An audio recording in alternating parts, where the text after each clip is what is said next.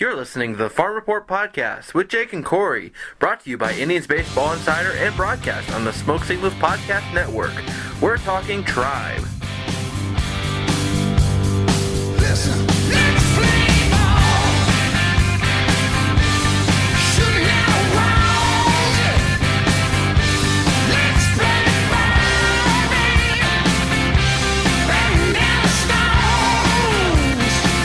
Play ball.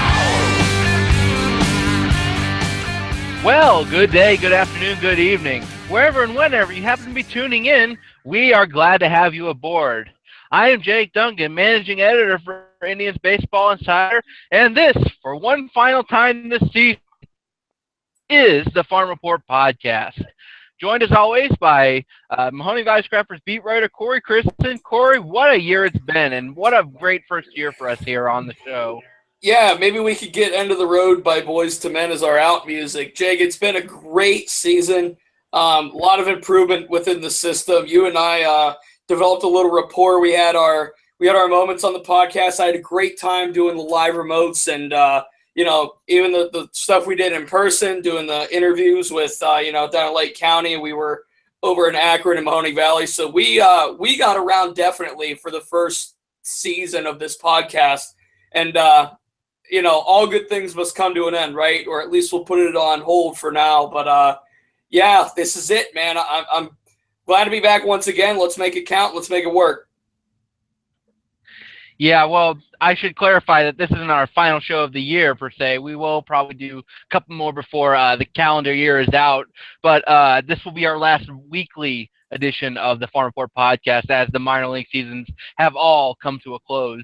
That doesn't mean the prospects are done, because we've got a lot of guys heading down to Arizona for instructional league, fall league. We'll have some winter ball updates coming up soon too, and so we'll have a couple more shows that'll be based on that. And we talk to you now on coming toward the end of September here. It's been, I think, a little over a week now since the Akron Rubber Ducks clinched the Eastern League title, their fifth title in franchise history, with a sweep of the Trenton Thunder. Now, we've talked at length the last couple of weeks about the run Akron had heading into the regular season and then into the postseason for them at the start of August, when they were 3 games under 500 and nowhere near the playoff conversation. And then they went 21-5 and won the division, clinched it on the last day of the season, and then just kind of like the Kansas City Royals a year ago when they won the World Series, something just clicked for them, and like a buzzsaw through the postseason and all the way to the league title. So congratulations to Dave Wallace, done of not only managing the team to win, obviously, but also managing and on a developmental level and getting the around him, the kids around him, to play to the best level that they can so that they can move up. Corey, just go ahead and give your thoughts on Akron winning the title. Well, how about this? Defense wins championships, right? The Ducks were second in the Eastern League in home runs and with 132, but they finished last in overall team batting average with 242 team average. So that shows pitching and defense there. We talked about it on the last show about Dave Wallace. If this guy isn't on a major league bench next season, I mean, there's got to be a good reason why. I mean, Dave Wallace, 223 and 202 in the last 3 years as Ducks coach. 2 playoff appearances, obviously, this season and back in 2014. So, I mean, Dave Wallace has just done a fantastic job at the helm there. Rob Kaminsky, hitters hitting 241 against him, talking about the starting rotation, how good it's been. 12 wins for Michael Peoples. I mean, the lineup this year was gutted in the beginning. That's why they fell a little bit. But, 21 out of the last 26 they won. And, I mean, they kind of retooled that lineup. They brought Greg Allen up. They had some guys come up from Lynchburg. And, I mean, they just made it work. There were guys that were there all season. Nelly Rodriguez played a team-high 132 games for him this year. And he was a factor. He only hit for a 250 average with 26 bombs and 85 RBIs. Very good outing from Nelly. Obviously, we had Bradley Zimmer and Clint Frazier there for the bulk of the season. But, what talent we saw in Akron, and I think it all culminated with this championship. The pitching, I mentioned the pitching, it was there. Peoples, Kaminsky, Sean Morimondo, who's 10-3 with the 3.09 ERA. I believe he started out of the gate 5-0 or 6-0 as well, too, when we were back down there for our live remote. So the pitching was hot. We saw, relievers like Percy Garner. We saw, well, obviously JP Fire Eyes is no longer with the organization, but we saw those two step up this year. And now Fire Eyes, and though he's in the Yankees organization, look what Percy Garner's done. Now he's up in Cleveland making an impact on the big league club. So, I mean, the talent has fluxed throughout Akron all season, but Dave Wallace really deserves the credit here. He's one of those guys, and we've talked to him, who just kind of gets it as a coach and as a manager and how the game works and how players operate. He kind of gets it. And I think he really showed, and he'll really have a good shot at getting a promotion, if you will, going into next season. But it all just kind of came together for the Ducks at the right time, and that's why they're champions. Yeah, you mentioned Dave Wallace. He's left an impression not only on the team and the franchise, but the community as well. I mean, he got a bobblehead made of him this year that was given away to fans this year. So fans knew who he was. He kind of was a little bit of a rock star in Akron. And game, he got to be the home manager at the All-Star game, which is tradition with the Eastern League. But, it just – he knows what he's doing, and he leaves an impression on wherever he's managing or coaching. So, yeah, I really hope he gets a real opportunity or coach either at the big league level. And some of you suggested maybe he goes the other way and maybe finds like a college job or something somewhere along the lines. Either way, he deserves a real opportunity to make an impact somewhere. But as far as the talent goes, you mentioned it. I think that it really comes down to the guys who were there all season long. I mean, the talents come in and out, and the guys, Zimmer, Frazier, Morimondo, Plutko, all these guys made precious contributions earlier in the year, and then the guys that came up later, like Greg Allen, like Julian Merriweather, like Mike Pappy, they all made contributions in the second half. But the guys who were there all year, the Michael Peoples, Rob Kaminsky's, those guys, Jeremy Lucas was there for most of the season. Lewis Head and Grant Sides in the bullpen. They all really kind of came together and stuck it out, so to speak, when all the talent was moved up and the roster was kind of in flux in Akron, and the results weren't coming as well as quickly as they did earlier in the year. They just stuck it out, gutted it out, and they believed. I mean, those guys, minor league is all about development, but I was in the clubhouse when they clinched the division, and then after almost every playoff game at home, and they were into it. They were pumped and amped and really into this playoff run, and so nice to see the guys who were there all year long who maybe didn't get the benefit of the promotions of like Zimmer and Frazier and Garner and Morimondo and all those guys, but they stayed there and they did what they had to get the job done, and I give them a lot of credit for that. Well, you want to talk about the flux in the roster? 59 players suited up for the Rubber Ducks this season. 32 of those were pitchers.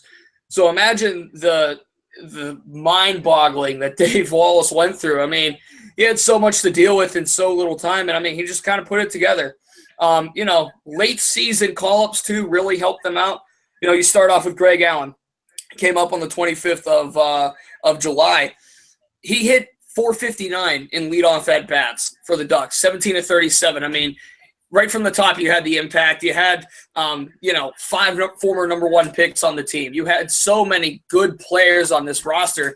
Little help from Jan Gomes, too, in the playoffs, so that doesn't help. But, give Dave Wallace all the credit. He gets those guys ready, and you mentioned it. He's the player's guy. And, I'll be curious to see where he ends up next season. If he stays in Akron, awesome. I'll take that. If he's elsewhere, it wouldn't shock me, though. Yeah, I agree. All right, so we're going to go ahead and talk about kind of to bring the whole minor league season as a whole between all of the Indians affiliates this year. Just kind of bring some closure to that and put a nice bow on it with our little bit of a minor league season-ending awards for the Indian system as a whole. So combining all the players at all the Indians affiliates in the seasons they put together, and just kind of pick our own little season-ending awards: the traditional MVP, Cy Young Award, Reliever of the Year, Rookie of the Year. We'll also tell you who we thought was the biggest surprise and who was the biggest disappointment. Now, Corey and I have been both thinking about this all day and crunching some numbers, doing a little research, trying to figure out who our picks were. So let's go ahead and get things started with the MVP of the system. All for me, because you look up and down the system, there were so many impressive performances, whether it's guys like, Nelly Rodriguez hitting 26 bombs, career high for him, or Bobby Bradley in Lynchburg, also setting a new career high in home runs with 29, drove in over 100 runs. And then you look up Yandy Diaz had a fantastic season. Even go down to Lake County, Connor Maribel had a great year. And then guys in even Mahoning Valley, Andrew Kalika had really good seasons. And then Greg Allen also, Lynchburg, Akron. But you know what? For me, the guy who had the most impressive season, just from start to finish, that he really had no point where he was in a slump that you could really call a slump. I mean, he might have had a game or two here or there, but it's got to be Francisco Mejia. Just look at what he did this year. I'm pulling up his numbers now. We obviously know about the 50-game hit streak, but even before and after that, he just put together just some really impressive numbers in Lake County and Lynchburg.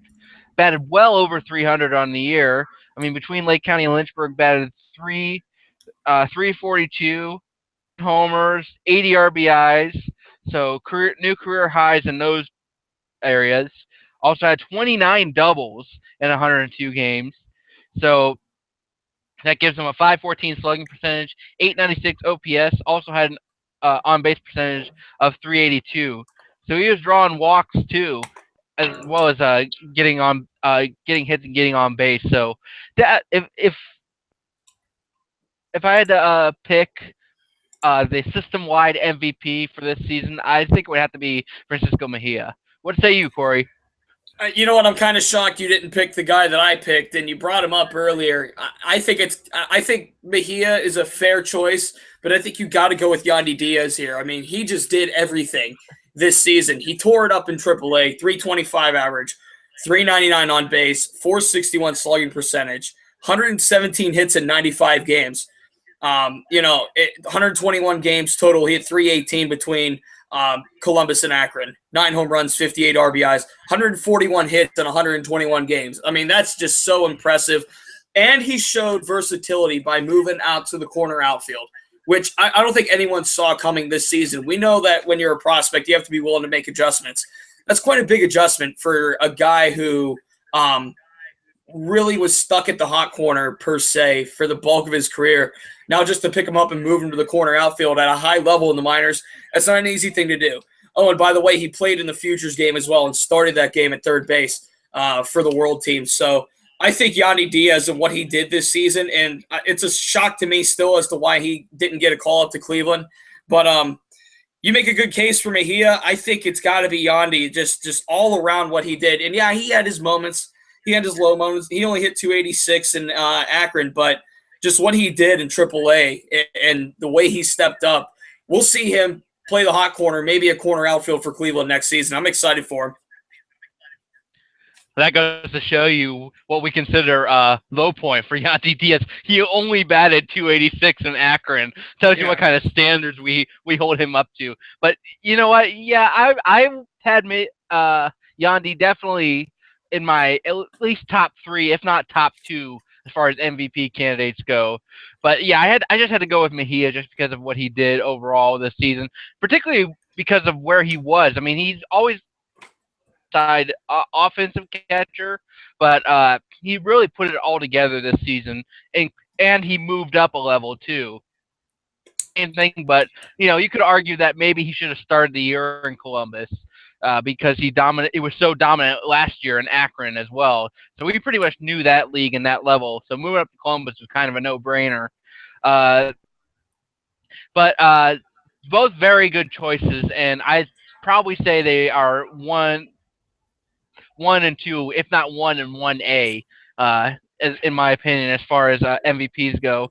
So both very good choices and both very solid campaigns this season. Looking forward to what the future holds in store for them. System-wide Cy Young Award. This was really tough because if you look up and down the system, there were some really, really good pitching performances, both in the rotation and out of the bullpen. I mean, starting up Columbus and Akron, Sean Mormondo, Adam Pletko were really good. Percy Garner out of the bullpen. Ben Heller, J.P. Feyereisen before they were traded. Then you go down to Lynchburg, guys like from Lake County, like Matt Esparza, Thomas Pannone. Julian Merriweather was fantastic in the first half of the season. Billy Strode, Cameron Hill in the bullpen down there, David Spear.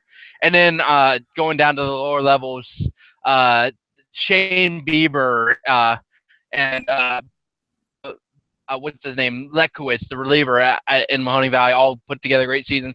But to me, as great as all these pitching performances were, there's one clear-cut choice, and that is Tristan McKenzie. He was so dominant from start to finish, and even though his ERA may have taken a hit between moving up from Mahoning Valley to Lake County, just look at the numbers. I mean, 15 games, had a 1.62 ERA between Mahoning Valley and Lake County, 104 strikeouts in 83 and a third innings pitched, 58 hits, 22 walks in that span, gave him a whip under 1.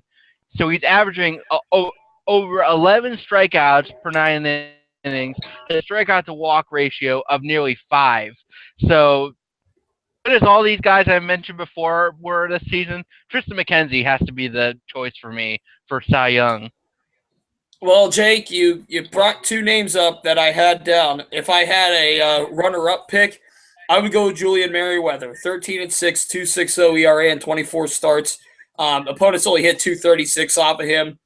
His strikeout to walk ratio was so good. I mean, 119 Ks to 32 walks, but I'm agreeing with you here. Tristan McKenzie is my Cy Young winner, and called a little favoritism because I physically saw him pitch this season, and I could not finish emphasizing how much you got to go see this kid pitch. If he starts at Lake County next season, consider Northeast Ohio lucky. They should go up to see him as much as they can to pitch up at Eastlake before he moves down to Lynchburg away from home. But, I mean, you brought up what he did this season. In Mahoning Valley alone, he just simply tore it up in Mahoning Valley. 4-3 record, that's not indicative of anything. 0.55 ERA. He only gave up 3 earned runs in 49 and a third innings. And, oh, by the way, he pitched a complete game, which hasn't been done in quite a while for Mahoning Valley. He's just been lights out all season. The strikeout to walk ratio you mentioned, opponents in Mahoning Valley at least only hit $180 off of him. I mean, he's just so good. He's so dominant. And what really impressed me about McKenzie is his poise and the way he brings about himself. When you talk to him, he's very articulate. I have a story and I probably shared it on the podcast, where one of the first times it was me and another local reporter went to interview him. He made us wait to talk to us so he could go spit his gum out into a trash can so he can articulate his words. I mean, he's so nice. He's just so well kept. He's proper. He prepares himself well. Edwin Rodriguez spoke volumes of him and the way he goes about his business on and off start days. So I think this is a no-brainer here with Tristan McKenzie either. Although I mentioned Julian Merriweather, I think he's a good candidate for second place in this race. I agree. The only reason I didn't go with him because while he did put up phenomenal numbers in Lynchburg to start the year, I saw him in Akron, and there was an adjustment process he had to go through. A definite that jump from A ball to double A can be a huge chasm for a bunch of players. And I'd say that Merriweather couldn't or didn't overcome that, but it was a process for him. And I talked to Arnold about it, phone interview just recently, and he said, yeah, there was definitely a to go through and rework a little bit of his mechanics, his approach against hitters, because what he was getting away with in Lynchburg, he wasn't getting away with so much in Akron because the hitters are a little bit better there. So he had a little bit more struggles. He still finished the season very solid overall in Akron, and his numbers but when you combine that with his numbers in Lynchburg, obviously they're going to look really good, even combined with his numbers in Akron. So, yeah, I think he would still be a runner-up. But, yeah, Tristan McKenzie, just a no-brainer. And you say you might be showing a little bit of a bias there because you got to see him pitch. Well, let me put it this way. I did not get the chance to see him pitch, unfortunately, because our schedules could never align right. And I still say he's the no-brainer Cy Young pick. So that just goes to show you, just from looking at his numbers, how dominant he was for even somebody who didn't get a chance to see him this year.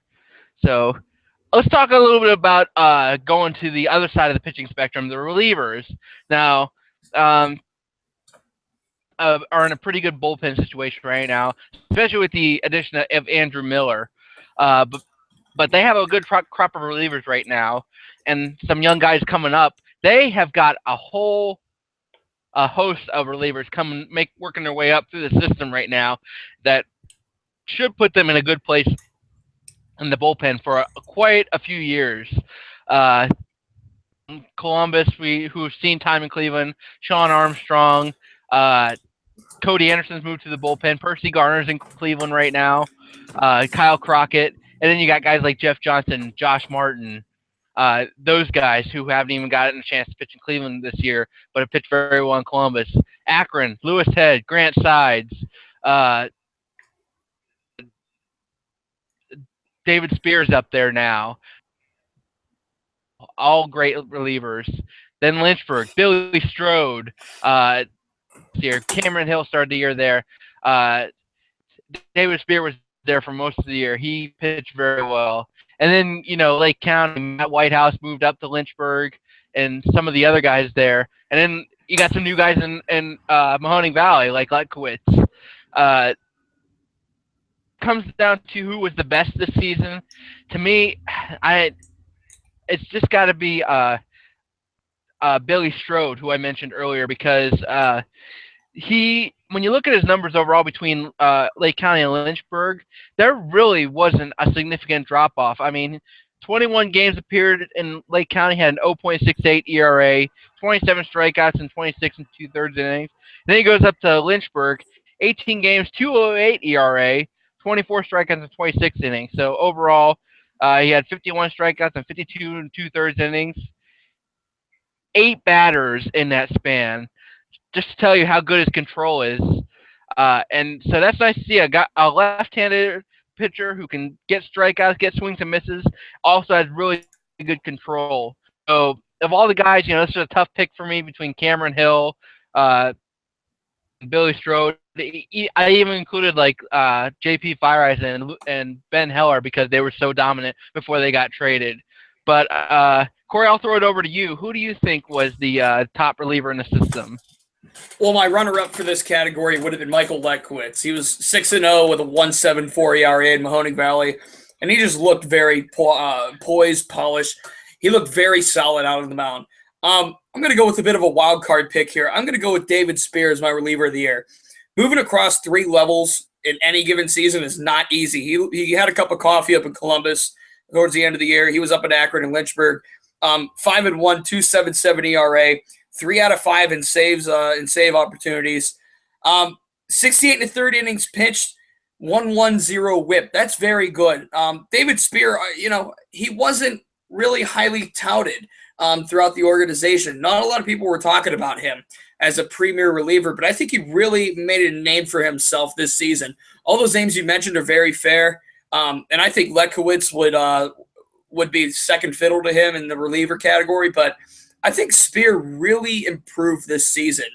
And not that he had, anything ridiculous as far as numbers were, but I think that if you could build a crop like this, Spear and You mentioned other guys down in Lynchburg, like a Billy Strode, who had an excellent season as well.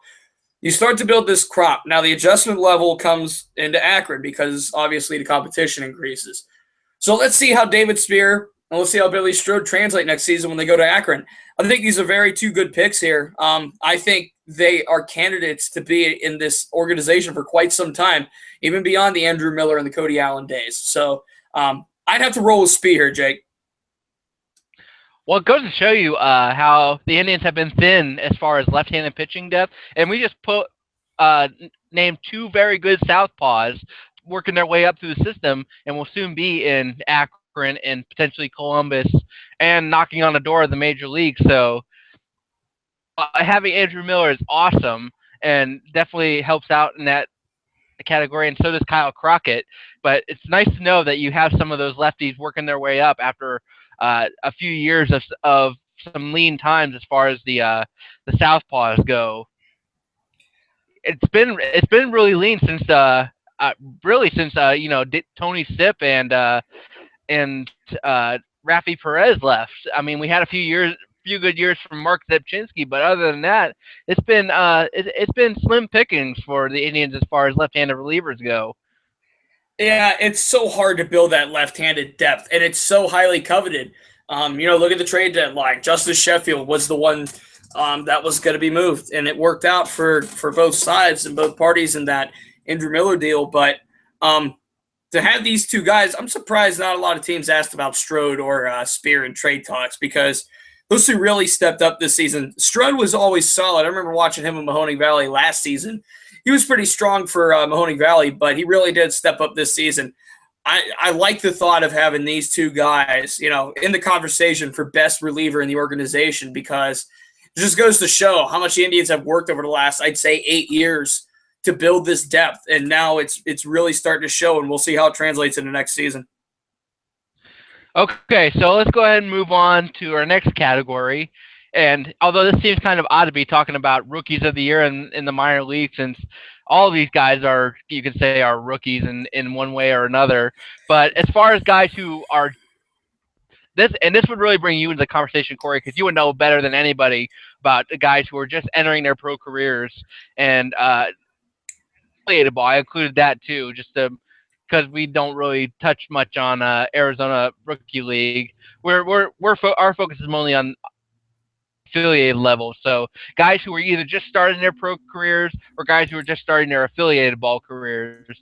And there was a lot of them coming through Mahoning Valley this year who really showed a lot of promise and upside to start their careers. There's so many guys either from this year's draft or from last year's draft who really a nice name for themselves this year. Both on pitching side and on the hitting side. But for me, I have to go with Andrew Kalika just because of what he did not only in Mahoning Valley but Lake County. He just hit everywhere he went. 2 overall, 388 in Mahoning Valley in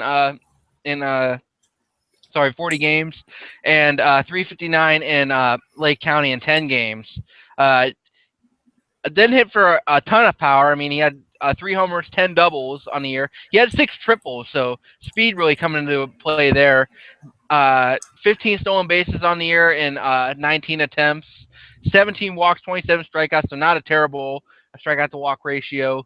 Had 32 RBIs and 34 runs scored as well. Corey, you would know best talking about Andrew Kalika. After being selected this year in the 17th of this year's draft. He was drafted in the 17th round of the 2012 draft out of high school, and then he went to college. He eventually decided to go to college at the University of California, Santa Barbara.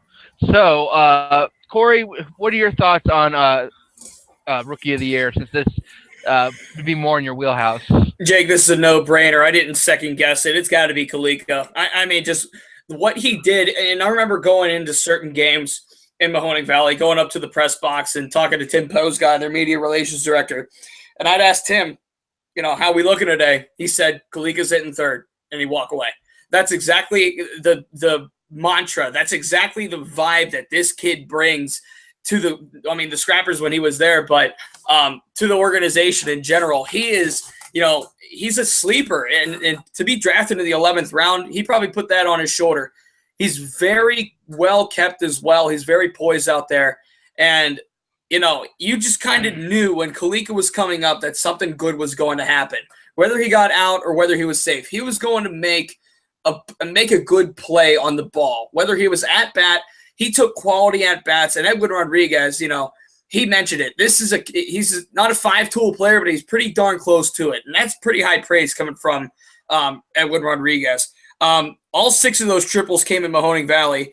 40 games in Mahoning Valley, and he had a 1060 OPS. He left Mahoning Valley as the franchise's all-time leader in batting average, on-base percentage, and slugging percentage. So, if there was a rookie of the year, this has got to be it.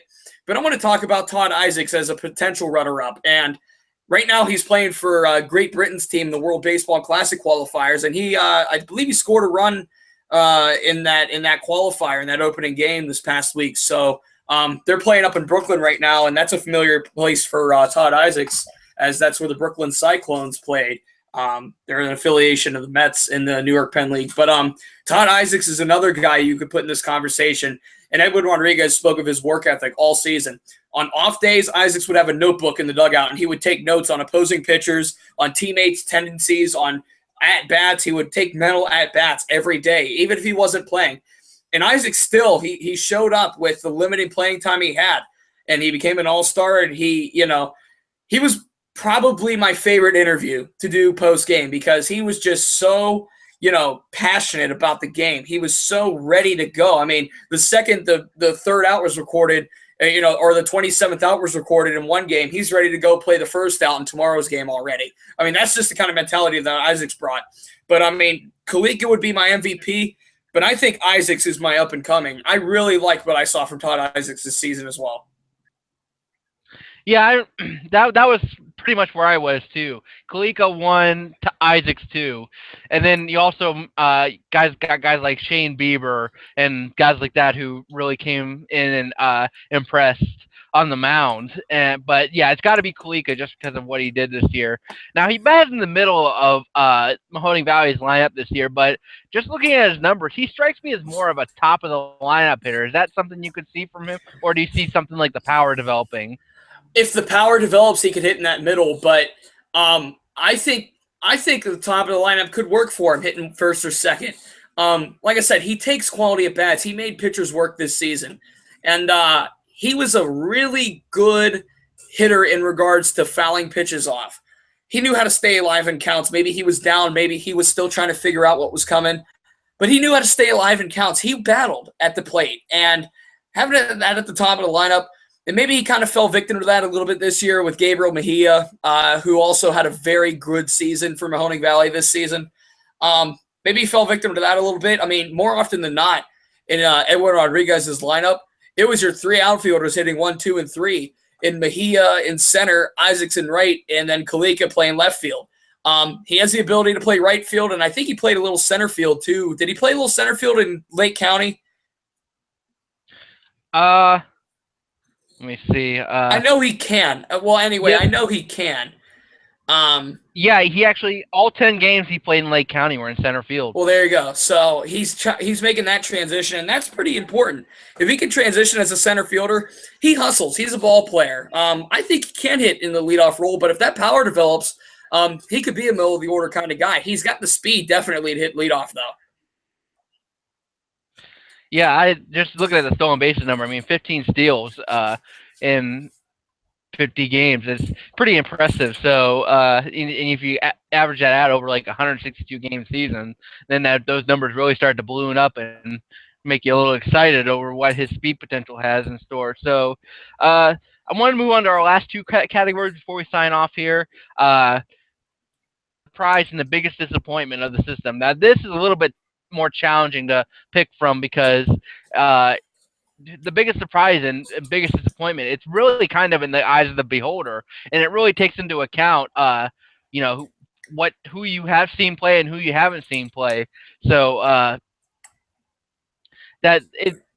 that came into play when I was choosing mine. Biggest surprise, and after winning everything I went through, it's got to be Percy Garner because just look at where he was at the start of the season. No, I don't think anybody knew who Percy Garner was. I don't think you or I could tell you who Percy Garner was before the season started. He comes over after being released from the Phillies, a little bit older. Starts in or in a single A in Lynchburg last year. Puts up a solid performance there. Then he comes to Akron and something just clicks and he is off to the races and pitches so well he gets promoted to Columbus and then gets a September call up to Cleveland. And then you know what? Who knows? The way the Indians are rolling, going to the head right towards October, maybe he makes the playoff roster because I think Terry Francona has seen something in him that he likes a lot. Just going on through his numbers in the minor leagues, he had appeared in 41 games, had a 1.83 ERA, so a sub-2 ERA at each level in Akron and Columbus. He pitched 78 and 2/3 innings, struck out 70, only walked 22. A ground ball percentage. I don't have it on his BREF page here, but it was well above 50% if memory serves. So he was a guy who could get a lot of ground balls. He could also get a lot of swings and misses. And being a former starter, converting to a reliever, he was able to maintain that stamina and durability to be able to pitch multiple innings. I mean, he would pitch 3 innings on a regular basis without breaking a sweat in Akron. So, not yet in Cleveland. He's pitched beyond 1 inning on a couple of occasions, but he's been mostly a 1-inning guy, but he is certainly capable of pitching multiple innings. And like I said, I talked to Tony Arnold, and paraphrase what he was saying, there was not a better guy who could get to know not only on the field but off the field, and I can concur to that assessment because he is such a nice guy, really has a good head on his shoulders. I mean, he's got a wife and kid. He's from Dover, Ohio. Grew up rooting for the Indians. Went to Jacobs Field a lot as a kid. So very nice to see him kind of fulfill his dreams.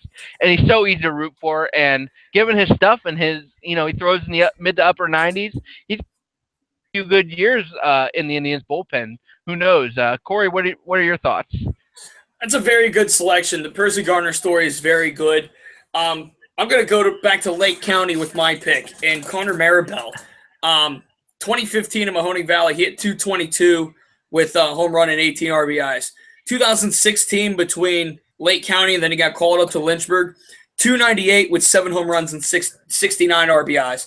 I mean, his output this season was just so drastically improved from even projections. If you carry on Mahoning Valley from 2015, Maribel really stepped up, and he was a 25th round pick. That's a late round, and you're not expected to do much coming out that late. But he really developed this season. Now, I wish I got to see him play this season, but if you would talk to Tyler Stotsky, our captain's guy, I'm sure he could tell us a little bit more and shed more light. So if you double the amount of games, he had almost 4 times the amount of hits, and he raised his average by 77 points. So, I mean, what more could you ask for there? Or rather, 76 points. But, I mean, he just really came in this season, and he really progressed. Now, the only thing that really sticks out to me would be 37 walks to 67 strikeouts. That might need a little tuned up a little bit. He stole 12 bases out of 16 opportunities, and he hit for 807 OPS. So, I mean, he just really improved as far as numbers go. I think you could just kind of tabulate him as a surprise compared to what he did in 2015. And even in Lynchburg, he looked okay, 266 average in 35 games. So he looked okay. He had his fair share of at-bats there. But I think he really did come along into, and he's adding more depth into that outfield, which the Indians definitely do need. And I'm looking forward. He's probably the top guy that I'm looking forward to seeing what he does next season, just because of how far he came in one season from 2015 to 2016. and what he was able to do in his development. If he's able to maintain that in the next season, then he's really going to put himself on the map as far as Indians' top prospects go, because what he did this year, he basically did a little bit of everything. He went through the numbers. He hit home runs. He hit doubles. He stole bases. He hit for average. He got on base. So yeah, he did a little bit of everything this year. And that Lake County starting outfield at the start of the year, Maribel and Lucas and even Kaya Tom before he got hurt, those were darn good looking outfield. And Tom's going to be able to come back next season hopefully and resume where he left off. Lucas, of course, no longer with the organization, got traded in the Brandon Geyer deal. But Maribel, yeah, as much as I'm excited about Percy Garner, and I still stand by him as my pick. Maribel is probably the guy I'm most excited to see what he's able to do next year, see if he can maintain and sustain that performance that he put together this year. Now, I believe when Tampa Bay was shopping around for the Brandon Geyer deal, I think Maribel and Lucas it was really down to those two. So that just kind of shows Maribel's kind of piquing interest around the league too. Absolutely. All right, so to kind of go the other end of the spectrum, not to end on a low note, but I want to talk about the guy who maybe did not live quite up to expectations this season. This was another tough decision for me because there were some guys who didn't quite live up to expectations. Some guys who flat out just were, and you just couldn't imagine why they were still regarded as top prospects. I won't name a lot of names because I don't want to get too deep into this category, but the one guy, though, that I think was the biggest disappointment, and it's so sad to see his career go out, possibly his whole Indians career go out this way because he was just designated for assignment. TJ House, just a terrible way for him to go down from where he was 2 seasons ago. I mean, he came up during the I think it was the 2014 season, and was just so good and so effective for the Indians. He had put together a really good minor league career up to that point and had a good minor league season before he got called up. And then, man, after what he did in Cleveland, I really thought that the Indians had solidified that number 5 spot that had been such a problem for them. It's been a revolving door of either rookies coming up from AAA or guys, veterans coming in off the waiver wire or via free agency, sliding them into the number 5 spot. I really thought TJ House was going to be able to solidify that. But, then he had the shoulder injury. 2015 was pretty much a lost season for him, trying to come back from that. And then this year, I don't know what the command, the mechanics, whatever, just never came back for him. And he eventually got moved to the bullpen. They tried him out in Cleveland a few times in the bullpen, and it just was not coming together. And then he got designated for assignment when the Indians called up, I believe it was when Jesus Aguilar and Percy Garner and all the up during the September roster shuffle. No, it was Adam Plutko who got called up, and I think that's when he got designated for assignment. So if I had to make my pick, that would be mine, and really feel bad for TJ House. And if he is done with the Indians organization, I hope he's able to figure it out and latch on somewhere else. Yeah, it was just kind of a downward spiral for him.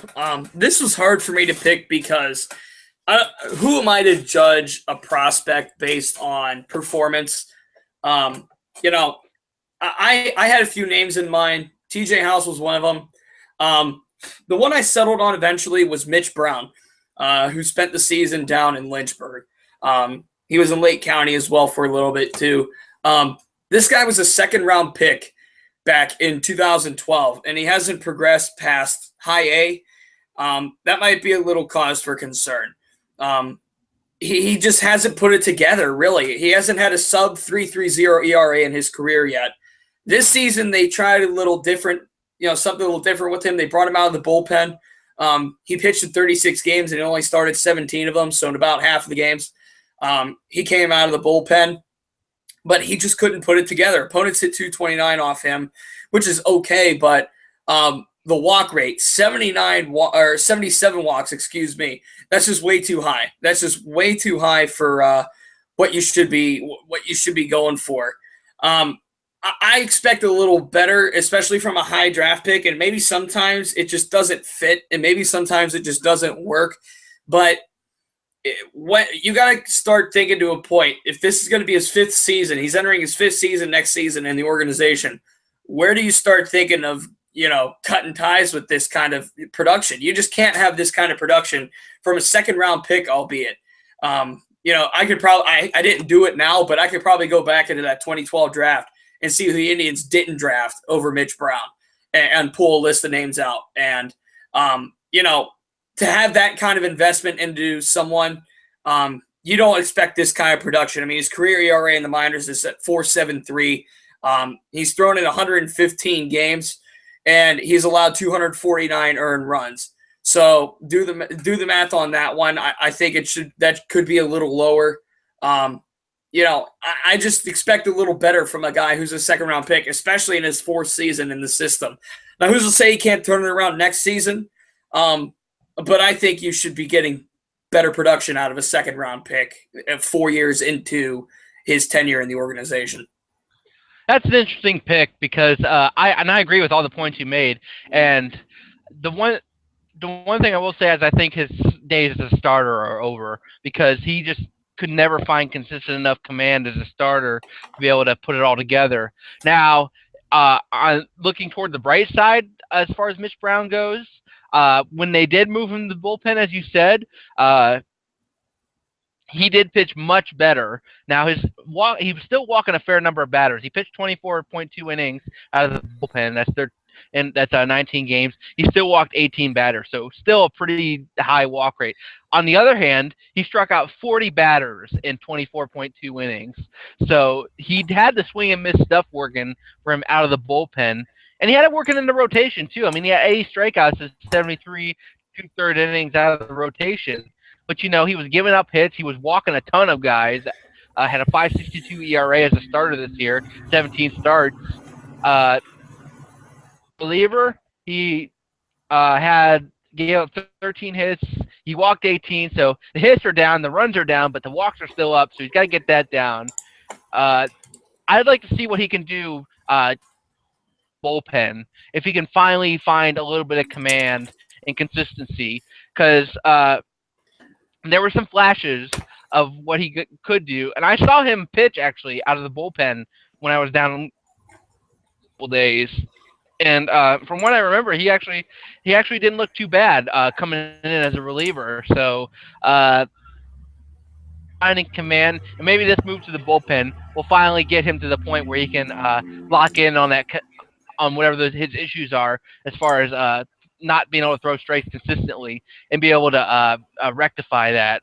So that reason for hope for Mitch Brown for now. He's not a starter anymore, I don't think, and he's probably not going to be the talent that the Indians thought they were getting when they initially drafted him. But that's not to say that maybe he still can't be a productive player for the Indians at some point. Maybe it's just coming out of the bullpen as either a middle reliever, or if he is able to get his walks down, he's still striking guys out. Maybe he can find his way to the back of the bullpen. So, I don't disagree with that pick, but I would say there's still some reason for hope for Mitch Brown. Well, I'm glad you brought that up. I'm looking up this 2012 draft early on in the 2nd, 3rd, and 4th and 5th rounds. I brought a few names up. Andrew Tolles, Alex Wood, and Rob Refsnyder, all major league players right now that were drafted after Mitch Brown. I just wanted to curb my curiosity there. But, those points you bring up they are certainly they're certainly encouraging. And by the way, Joey Wendell was another pick in that draft right after that. He's doing well up in Oakland. But anyway, with the bullpen move, maybe get a full season underneath his belt for that. Maybe he improves. But I didn't like what I saw this season. Again, 4th year in the organization, and he hasn't had a sub 3.30 ERA in his career yet. You got to expect a little better production out of him. All right. Well, let's go ahead and wrap up our discussion. Just to recap, system MVP, I had Francisco Mejia, Corey. You had Yandy Diaz. I had for Cy Young. I picked. We both picked Tristan McKenzie. Just phenomenal year for him. Reliever of the year. I went with Billy Strode. You went with David Spear. Two very good, solid lefties coming up. Rookie is Kalika. Pretty much a no-brainer. Biggest surprise. I went with Percy Garner, and you had. I'm sorry. Who did you have again for biggest surprise? Connor Maribel. That's right, yeah. Connor Maribel, really excited to see what he can do. He can build off of this year. And then Percy Garner, hope he gets to stick in the big leagues. And then the biggest disappointment, luck to him wherever he ends up. And Mitch Brown, maybe he found something to move to the bullpen this year that he can carry in the next season moving forward. So, Corey, before we sign off for the last time this season, any final thoughts on the Indians' minor league system and top prospects and what we saw this year in the farm system in general? I just can't believe it's over. The improvement that we saw from the system in general, all season long, the theme was depth and exactly what the organization had with regards to certain positions. And I think, with Akron winning the title, Columbus winning their division, Mahoning Valley finishing after a 5-17 start, finishing off the season a game under 500, with some improvements in Lake County and in Lynchburg finishing strong and making the playoffs. I think that the Indians farm system's in a really good place right now. And we know the big league club and what they have as far as contracts go. We know they got, the starting rotation locked up for some time. We know they got Andrew Miller, Cody Allen locked up. We know they got Kitness, and we know they got Lindor. We know they got, all these players on board for sustained success up there. That only gets fueled by the production and by the talent that's in the minor leagues. Kind of cliche, but it all does start here. Guys like Tristan McKenzie and Andrew Kalika, who flourished at the lower level, all the way up to guys like, like a Bradley Zimmer, like a Yandy Diaz, who flourished at the higher level. You got to have this. You got to have this depth. And, in the immediate future, I think the Indians are pretty solid. And in the foreseeable future, 4 or 5 years down the road, I think they're pretty set as well. And that's very encouraging. Any Indians fan should be very encouraged by what they saw from their minor leagues this season. Jake, I had a great time doing this podcast with you. We had some good adventures. We had some good times. Our regular shows are ending, but I'll be looking forward to getting into some instructional league stuff in the winter and maybe around winter meetings time, talking about that too, because, that's the thing I love about baseball. It's 162 games, but it never ends for us. And it's something I could do my whole life. It's something I could do all the time. Jake, again, I appreciated what we did this season. And, I can't believe it. Again, we're at the end of the road, man. Yeah, it's been so much fun. I wanted to really quickly say my biggest takeaway from the 2016 Indians minor league system didn't necessarily come from a performance standpoint from any one prospect on the field, but it was actually in terms of the trades that were made by the Indians this season. They quote unquote went for it this year with the Brandon Geyer deal, even you can include the Jonathan Lucroy deal, even though it fell through if you want. They went for it this year, but even with the players they gave up, and believe me, it hurts to lose Clint Frazier, Ben Heller, J.P. Fireeisen, Justice Sheffield, even late Nathan Lucas. It's pretty painful to lose those guys, but the Indians farm system, as we know it, is still maybe not as strong as it was before those deals, but it is still pretty darn good and has a lot of good players coming up through the system that should help the Indians someday. And that is a testament to what Chris Antonetti has done, what Mike Chernoff has done, and changing the team's philosophy to build from within and build through the draft and player development.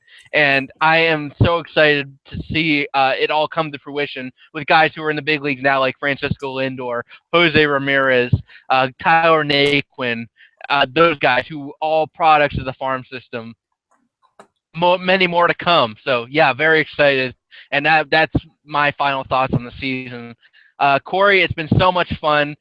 Next season, the thing I really want to hit hard next season as far as goes is the live remotes, because I agree, those were so much fun to do, to go to on location to the minor league affiliates, get to talk to some of the players and coaches there, and also get to chew the fat with our team beat writers there.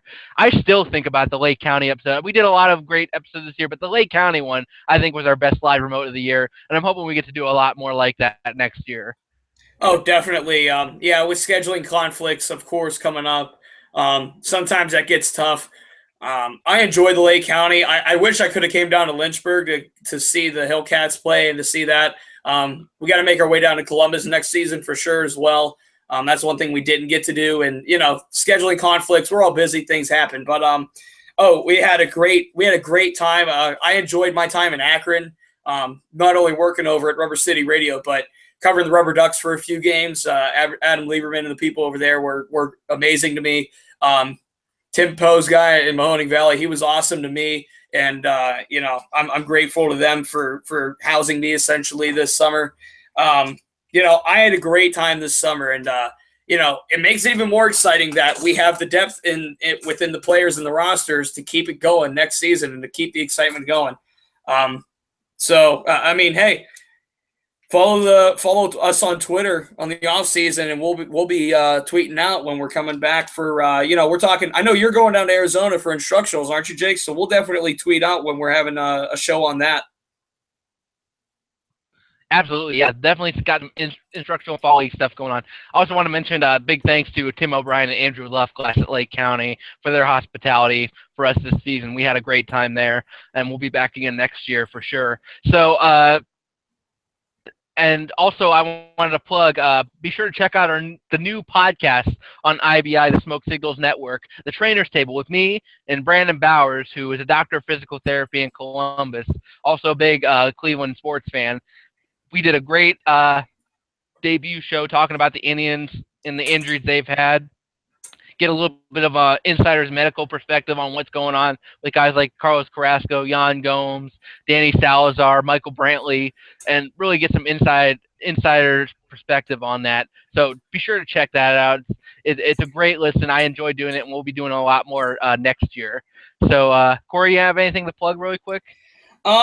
Yeah, go look for my Final Scrappers notebook. You have to dig back in the archives a bit, but it's up on IBI, and it has all the final happenings. There's a conversation. There's a coach's corner with Edwin Rodriguez, Mahoning Valley's manager, to hear about his thoughts on the season.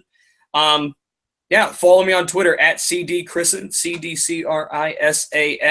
CDCRISAN. Make sure you stay tuned to Jake on Twitter as well. We're both going to be pretty active over the offseason and trying to get news, information. Of course, Jake going down to Arizona for instructionals. Again, I'm sad to see this end, but all good things must come to it for now, Jake. But thanks again for a great season, man. Yep, looking forward to another great year. This was a great year, and thanks so much to the listeners who have tuned into this podcast. We hope we've been informative and brought you some discussion talking about the Indians minor league system. And we're going to definitely look for ways to expand this podcast, as well as all the other podcasts of the network during the off season. And please, if you have any suggestions for the show, please email them to smokesignals@indiansbaseballinsider.com. We'll be sure to take them within consideration. For us, for 2016 and the regular minor league season, for Corey Christen, I'm Jake Duncan, and this is the Farm Report Podcast, and we say to you, have a good one.